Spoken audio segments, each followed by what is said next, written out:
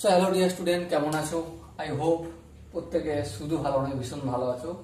স্ক্রিনের ওপর একটা লাভ ক্ষতি চ্যাপ্টার একটা কোশ্চেন দেখা যাচ্ছে। এই কোশ্চেনটা কি আমরা প্রথমে মন দিয়ে পড়বো, বুঝবো, তারপর অঙ্কটা করব, ঠিক আছে?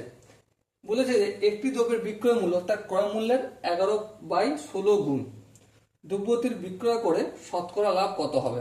দেখো, একটা কাজ করছি। কি কাজ? ধরছি ক্রয় মূল্য এক্স টাকা। কি বললাম? ক্রয় মূল্য এক্স টাকা, তাহলে বিক্রয় মূল্য কত হবে?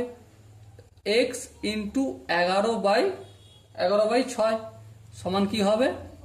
11x/6 টাকা বিক্রয় মূল্য। লাভ সমান কি জানি? লাভ ইকুয়াল টু বিক্রয় মূল্য মাইনাস ক্রয় মূল্য। হ্যাঁ, ঠিক।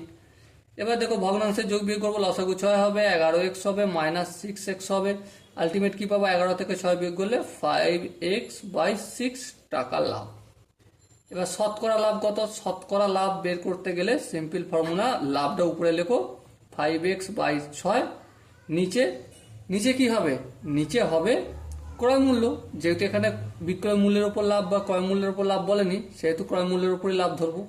এক্স দিলাম ইন্টু 100 আর এই পার্সেন্টেজ। হ্যাঁ, এবার দেখো 5x/6 লিখবো। হ্যাঁ, 5x/6।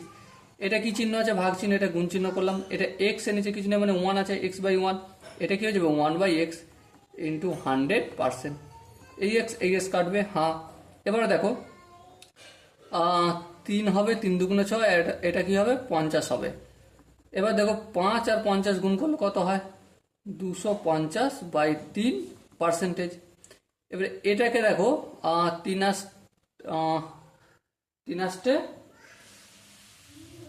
24, তাই তো? 24, 25, 3 3 9। হ্যাঁ, 83.13% শতকরা লাভ হবে। ওকে, আই হোপ প্রত্যেকে অঙ্কটা বোঝা গেছে।